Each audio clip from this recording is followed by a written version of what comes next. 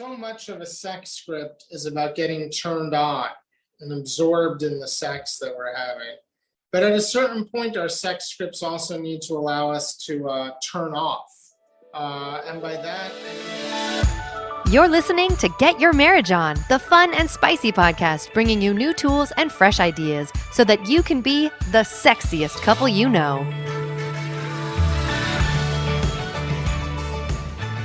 I first became aware of Dr. Ian Kerner's work when I read his book called She Comes First. It's kind of a shortish book, but just over 100 pages. And the title, She Comes First, it is an innuendo. It's a great sex book for men on how to get better at performing oral sex on their wives. It's not just about oral sex, though. It goes in depth about how women respond sexually, understanding anatomy better, understanding the relationship factors. And it's just a very well-written, in-depth book. So when he came out with his latest book called So Tell Me About the Time You Had Sex, I was really interested in reading it, and I reached out to Dr. Ian Kerner. Most of our audience listening to this podcast come from a good Christian background, and we have our own set of values. And so many of the examples used in the book may not be within your current value range, but I encourage you to read with an open mind and take whatever good you can find in it to incorporate. Anyway, I'm really excited to have Dr. Ian Kerner here, and he's going to teach us about how we can look at our sex lives and our relationship more like a sex script. And once we can look at it in that way, we can then make adjustments to it to make our sex lives even better. Without any further ado, here's Dr. Ian Kerner. Ian, it is such an honor to have you on the podcast today. How are you? I'm great, Dan. It's great to be here. Thanks for having me. It's great to learn more about you before we recorded this, your family and the amazing achievements you have going on. I picked up a copy of your latest book, So Tell Me About the Last Time You Had Sex. It's an excellent book. I recommend everyone listening to this to buy it and read it. And you cover so many wonderful topics. So a lot of my questions for you today derive from what you've written in this book. Thanks. Well, I'm proud of the book, and I really wanted it to feel as much like going to sex therapy sessions with me as possible. It did. And one thing I appreciated is just the variety, it's so comprehensive. You managed to stuff a lot of good information in a couple hundred pages. So thank you. I appreciate great that. Work. It's not easy to do, I'm sure. So sometimes things write themselves, but go on. Some of the things that I like is just how you frame this all, and I wanted to use this to frame our conversation today, is you say sex is like a script. How is sex like a script? Sure, Dan. So first off, couples come to me and they have sex problems that they want to work out. And sometimes I say it's sort of like having a toothache. You've waited too long to go to the dentist and you really just want to get out of pain. And so I've kind of developed an approach that allows me to help couples get out of pain pretty quickly. And, the first thing that's really interesting about sex as it applies to this idea of a script is that people come in and they know what's going on, but they don't often know why it's going on. And that's because sex is determined by so many different variables that interact at once, from a biological perspective, your health, from a psychological perspective, from a relational perspective. I mean, you can take a simple issue like a guy who's married and he has some erectile unpredictability, right? There could be the age or the side effects of medication. It could be psychological, and that he's dealing with anxiety. It could be relational, and that he's been arguing with his partner, or it could be all those things at once. So I sometimes liken myself to being sort of like a Sherlock Holmes of the bedroom. I'm just kind of looking around for the clues. And once I have a sense of the problem, that's sort of where I go back to the scene of the crime, which is the last time somebody had sex. So I'll always ask the question in a first session. So tell me about the last time you had sex. And underneath that, the last time someone had sex, or let's just say a recent sexual event, there is actually a script that's unfolding.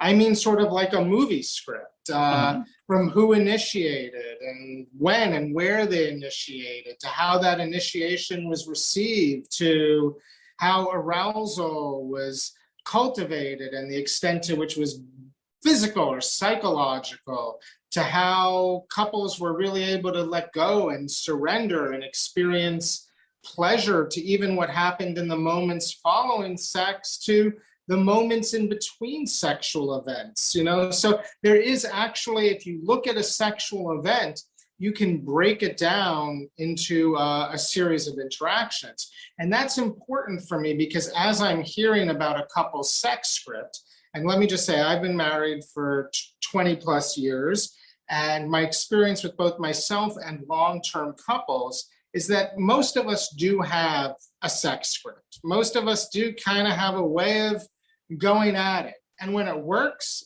it's great. But when it doesn't work, it can really mess us up. And so generally, a couple's sex script is reinforcing the problem. Somewhere in that sex script, that problem is occurring, and there's a reason. So I very much believe in what I would call sort of rewriting the sex scripts with couples. Does that make sense? Yeah, it makes perfect sense. So how does a couple reflect and analyze and break down their script to learn from it so they can make adjustments so that things work better? Yeah. So that's very interesting. So I think in my mind, having done this work for years, I think I have a general idea of how arousal or how a sex script should unfold. Not the details, but sort of the overall arc, the overall beginning, middle, and an end. So as I'm asking couples questions, I'm sort of checking that against how I think things might go or should go and where they may be missing opportunities. For example, heterosexual couples, if you ask heterosexual couples about the last time they had sex, about 100% of them will say they either had intercourse or they wanted to have intercourse, but something got in the way. And in my experience, most heterosexual couples, at least the ones that are coming into me with problems, get to intercourse within about 0 to 5 minutes. That's pretty quick. So it is pretty quick. And so already, the sex script work doesn't have to be overly complicated. Already you could see that there's sort of like a tiny prologue of sort of these foreplay-based events, and then one big event of intercourse. So already you could start to see, wow, we need to work on the start of the sex script and how you're really cultivating arousal, because maybe you're going too quickly to intercourse and maybe one or both of you are being left behind, and maybe that's part of the problem. So in the book, I try to offer up the questions and the psychoeducation that I would offer along the way of sort of assessing or analyzing a couple's sex script. Love it, love it. So you talk a little bit about inhibitors and exciters. Yes, yeah. It's that dual control model, the accelerator and the brake type of a concept. How can that, and you mentioned in long-term marriages, you tend to get more inhibitors than you do exciters. And what can couples do to kind of overcome that so they're not stomping on the brake all the time? Right. So if we take that question, we look at it in terms of a sex script at a high level, it's that so many couples have a problem getting going. They have a problem with desire. Mm-hmm. They have a problem of feeling desire. They have a problem with initiating and feeling rejected. So at a high level, sometimes one partner gets labeled as high libido, another partner gets labeled as low libido. Mm-hmm. So I like to look at it in terms of desire frameworks, not that one person is labeled, but rather people can have different desire frameworks. So for example, a lot of men happen to be in what we would call a spontaneous desire framework, in which all it takes is a single sexual cue to feel that in your body. I'm married, and I can fortunately say that my wife still turns me on. She gets out of the shower in a towel, and that's a little visual cue for me, and I start to feel that in my body. Interestingly, that's not how my wife feels desire. If I come out in a towel, she may say, well, he looks pretty good. He even looks sexy, but that doesn't mean she's going to feel sexual. Uh-huh. So she's in a different desire framework, which we would call a responsive desire framework, meaning desire isn't the first thing she experiences. It would be more like the second or third or fourth, and she would need a couple of things to happen to feel desire. She would need a persistent sort of percolation of exciters, things that turn her on. It can be touch, it could be sight, it could be relational connection. Those would be the exciters, but she would also need the inhibitors to go down, right? She'd need maybe she has a deadline, or maybe my son needs her to help with homework or something like that. So those inhibitors are going to impact her ability to feel desire. Whereas for me, with spontaneous desire, it's more resilient to inhibitors. I mean, there could be, the smoke alarm could be going off, and I could say, well, it's probably just nothing, and wouldn't even check, So that's sort of the relationship between exciters and inhibitors, or what we would call the accelerator or the brake. And basically for people in a responsive desire framework, you want to make sure that that someone's hitting the accelerator and getting their foot off the brake, basically. And it seems to me like in the media, it's portrayed that everyone should be more on the spontaneous end, but reality is not that case. And even in my own marriage, I'm married to a wonderful woman who's more on the responsive side of the spectrum. And I used to, in my more naive days, kind of get upset, like, what? How come this doesn't excite you? How come that doesn't excite you? Thinking something was wrong with her, because, obviously I get excited easily by certain things, only to find out I was the one looking at it wrong the whole time. That was really helpful for me to really understand that, no, she's perfectly normal. This is the way she experiences things. I mean, I think heterosexual couples, fortunately, unfortunately, inherit a lot of narratives that inform their sex scripts. One being that desire should look a certain way. So a lot of men who are in spontaneous desire frameworks, or women, might be saying, well, why am I always the one to initiate? And why am I getting rejected? Well, your partner gets turned on in a different way. The other thing is that heterosexual couples are quite reliant on intercourse. And intercourse is fun, but it's just one sexual behavior, one sexual activity out of many. And it's not actually the one that creates the greatest propensity for a couple's arousal arcs to be synchronized. There's a real pleasure gap that often happens with intercourse. Let's talk about that real quick. I'm going to double click on that. Okay. So, you cite a study where in heterosexual marriages, in general, men will reach orgasm a very high percentage of time. I don't remember the numbers, like 85 to 95% of the time. Whereas the woman will reach orgasm 65% of the time. So there's a huge gap there. Yeah, in fact, a lot of people would say the gap is even bigger. I mean, these numbers are very hard to get accurately. And if you're going off of my clinical practice, I would say that an extremely high percentage of men are able to achieve orgasm via intercourse, close to 100%, unless they're going through some sort of sexual function issue.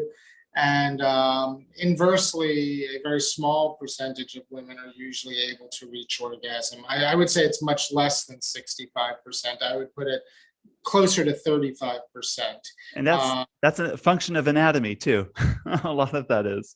It's a total function of anatomy. I mean, the clitoris is the powerhouse of the female orgasm. A lot of the clitoral structures are external on the surface of the vulva. There are internal structures as well, but they only really straddle the first inch or inch and a half of the vaginal canal. And primarily, there are very few nerve endings in the vaginal canal, because the vaginal canal wasn't designed to create pleasure. It was designed to deliver babies. So when we're having intercourse, we're primarily engaging in what's really a procreative version of sexual expression.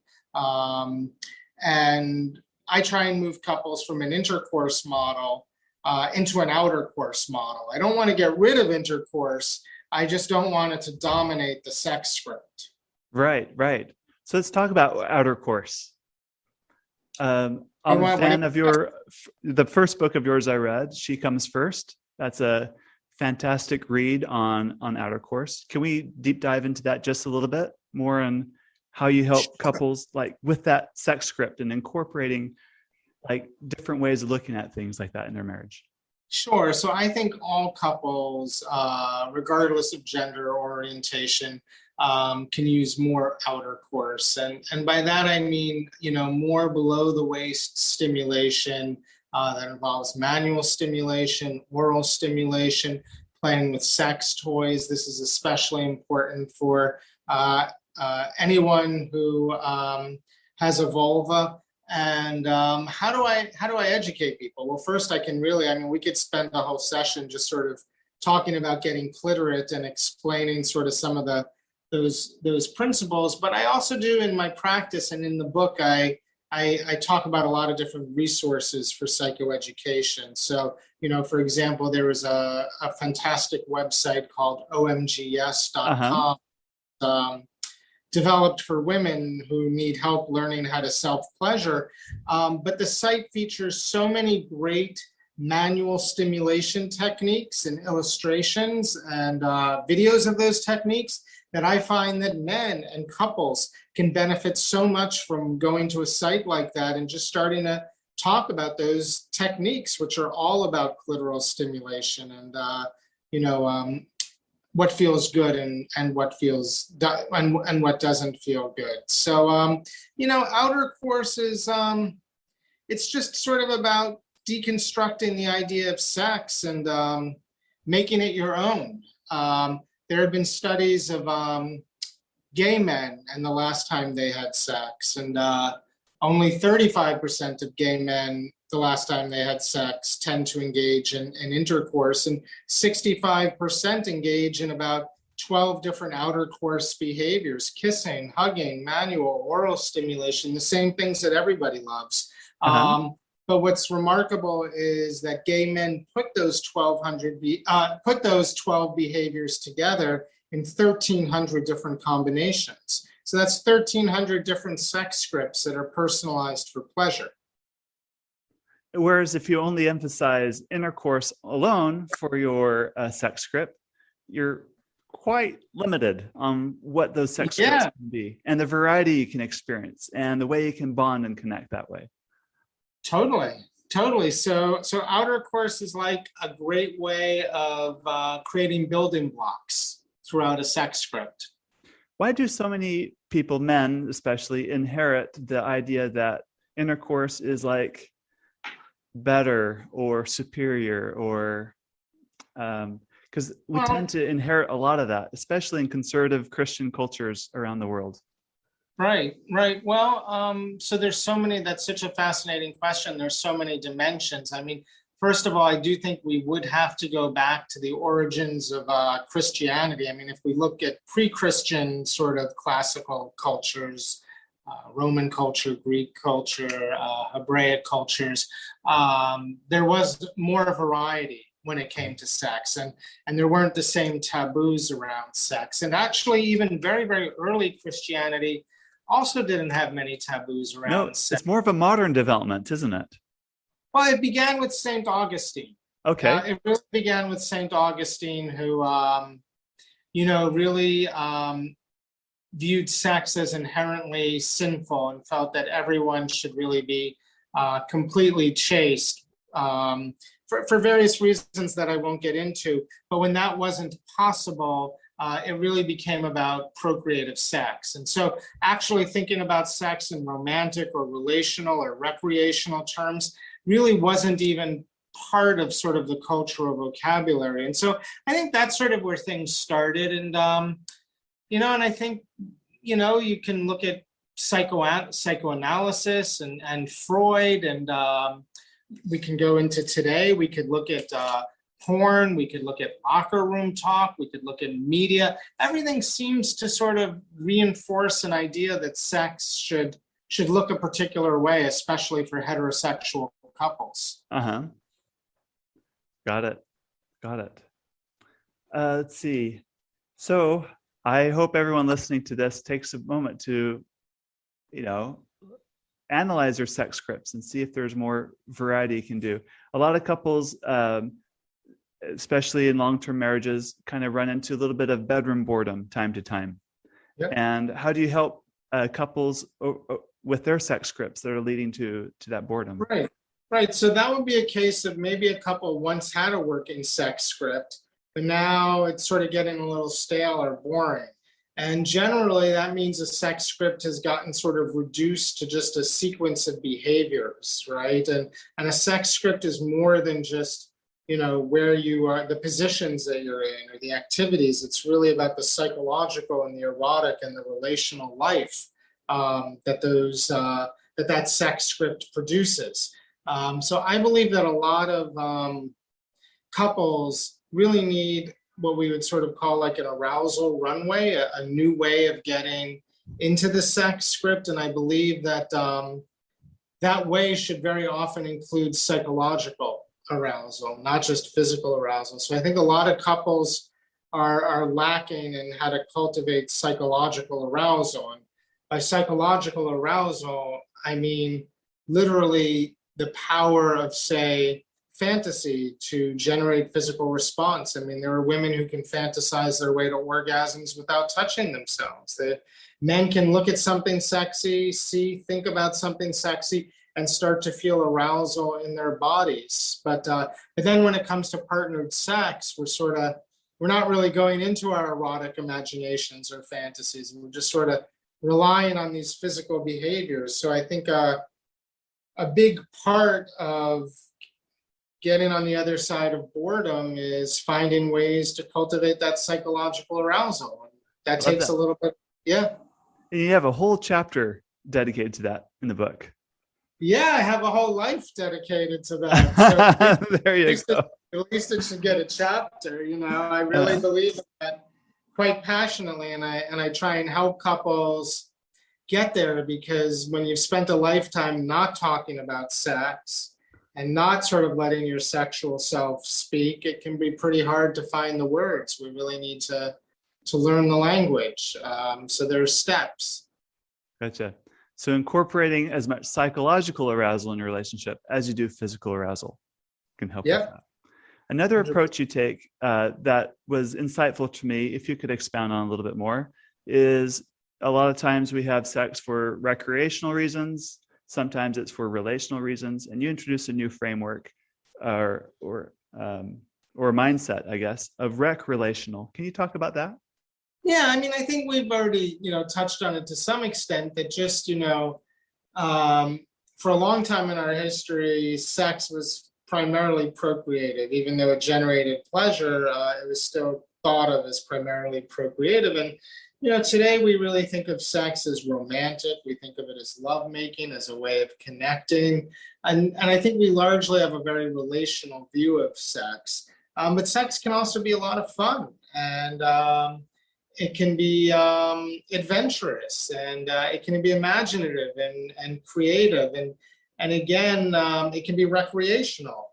And I think a lot of couples don't really know how to have that kind of fun together. So I do want it to be rec-relational, in that I want to sort of inject the recreational into the relational. And if you need help with more recreation, there's an app for that called Intimately Us. You can download. Okay. It's all about making fun. Is that one of your apps? Or, yes. Yeah. Great. Yep. I'll check it. Definitely. I love that. Is there? So we've talked a lot about the start of your sex script. How we have a beginning, middle, and end. We talked about the beginning part, about initiating, why we initiate, how it started. We talked about different arousal patterns, the responsive and the spontaneous. We've talked about how to engage in more outer course to give more variety to your sex scripts. Let's talk about the winding up scenes of the script. So you've already taken it through the middle, and we're sort of headed towards the end. And, yes. It's very interesting because so much of a sex script is about getting turned on and absorbed in the sex that we're having. But at a certain point, our sex scripts also need to allow us to turn off. And by that, I mean that studies show, especially in women, that the more sexually aroused a person is becoming, the more parts of the brain that are associated with stress, anxiety, scanning the environment literally start to shut down and go dark. So getting turned on also involves turning off. And I think that at a certain point, we really want to have those predictable behaviors and activities that work, because we need to engage in sex in a kind of automatic way where we're no longer thinking about it, right? If you think about it, we want to let go. Yeah. We want to surrender. You can't really surrender if you're really concentrating on it, So there is a point where we really want to have the rhythmic routines, whether they're intercourse or outercourse based, that kind of allow us to go into a little bit of put our minds into autopilot and just let our bodies kind of go. Got it.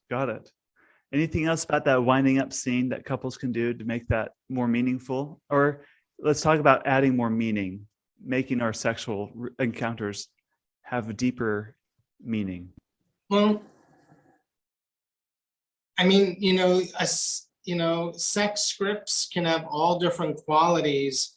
And I think that's where it really connects into the relationship as a whole, and what I sort of call the erotic thread, or the space in between sexual events, the extent to which we can live our everyday busy lives, but still kind of pivot into a sexual moment and get a little charge and pivot out. And what we do in those moments, the extent to which we're loving or creative or playful or raunchy, those are all qualities that we can bring with us into our sexual event. So I think tapping into those qualities really begins outside the bedroom.